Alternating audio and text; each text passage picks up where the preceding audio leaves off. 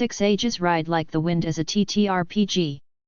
Translating a sprawling, narrative-driven computer game like 6 Ages, Ride Like the Wind into a tabletop RPG is an exciting but delicate challenge, one that requires both respect for the source material and bold innovation in mechanics.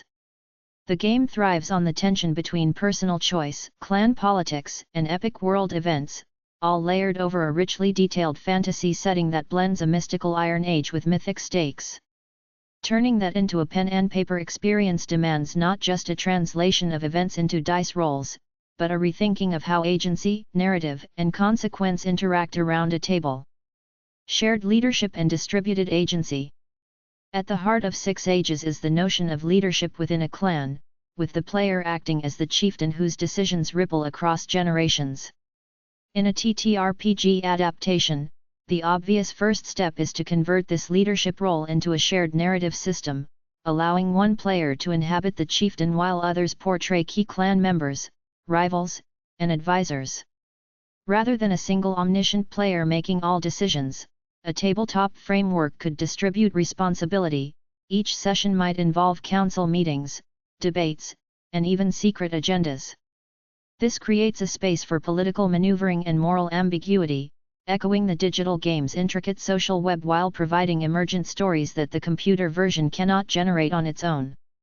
Mechanics could be built around influence points, resource management, and reputation meters, but rather than strict numeric systems, they could be semi-abstract, resolved with narrative prompts and flexible dice pools that encourage creative problem-solving.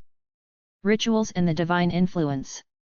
One of the most distinctive elements of 6 Ages is its ritual and religious system, where supernatural forces subtly shape the lives of mortals.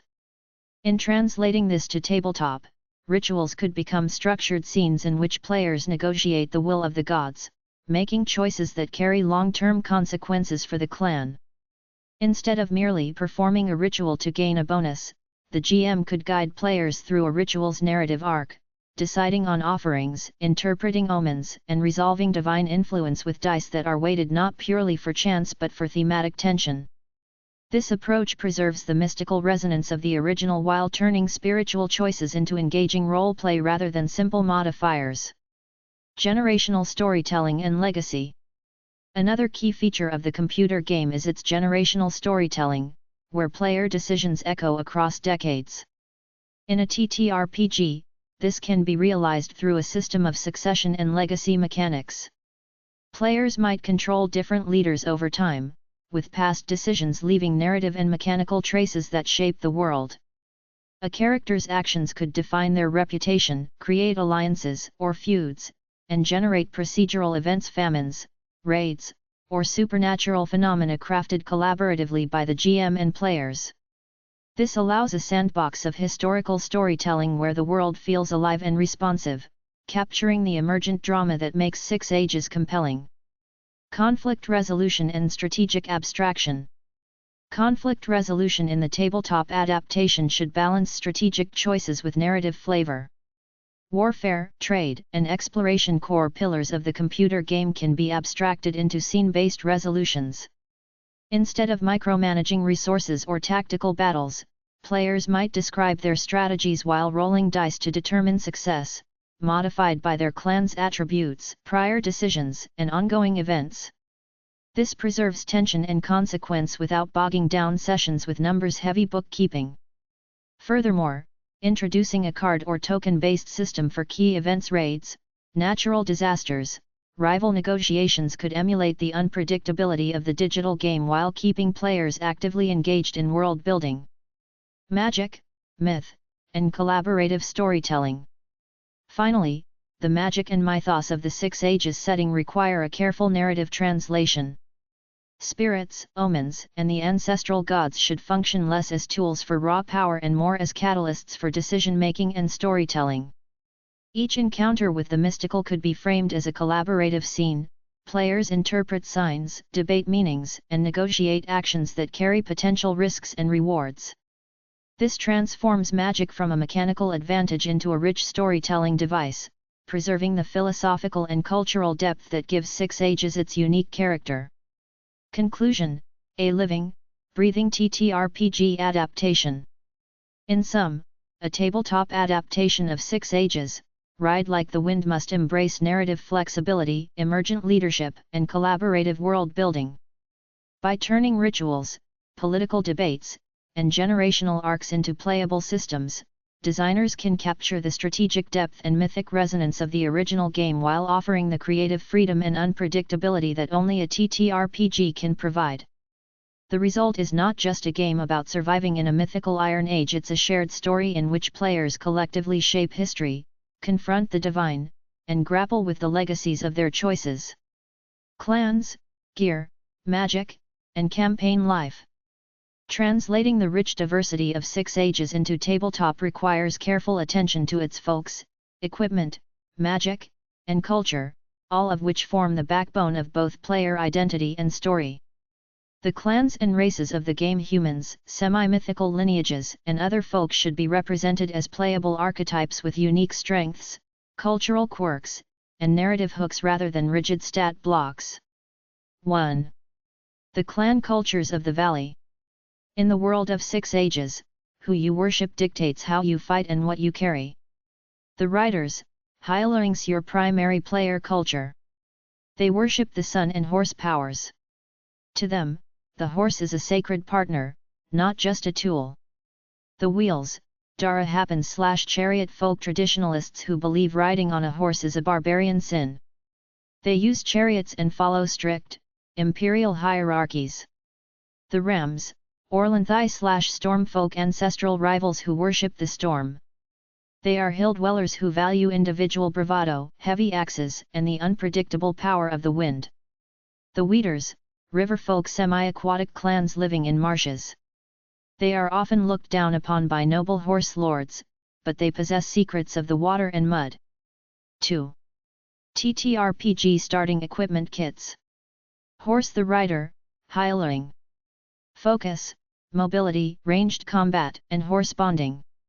Mount, a loyal hireling mare or stallion, your most prized possession.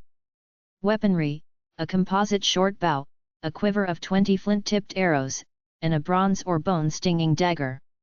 Armor, hardened leather cuirass and a light hide shield painted with a sunburst. Sacred item, a small bag of sun-warmed stones, ritual focus.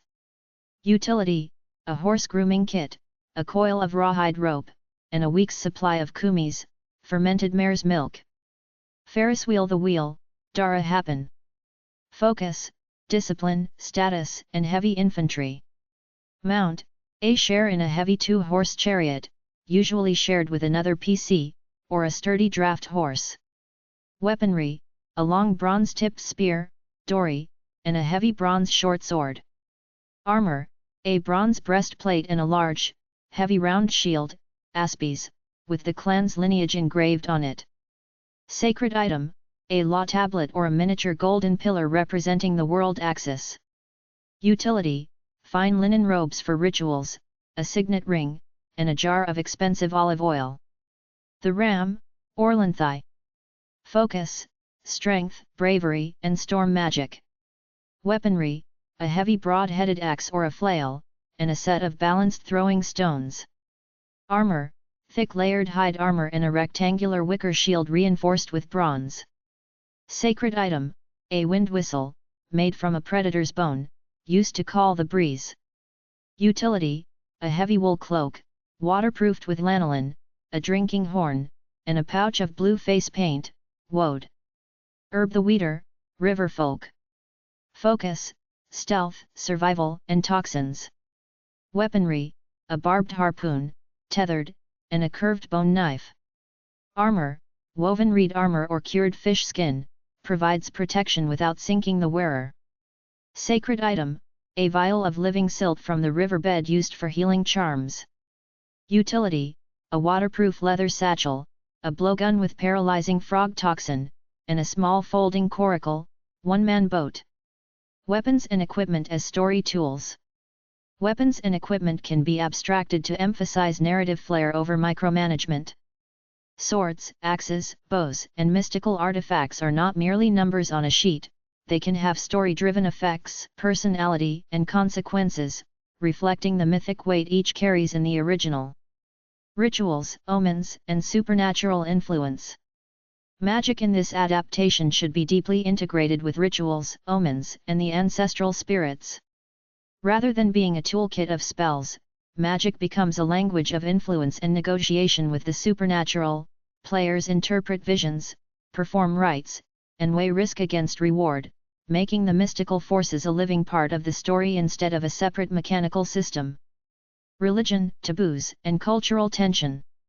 Religion and cultural taboos are central to Six Ages, shaping both personal and political choices.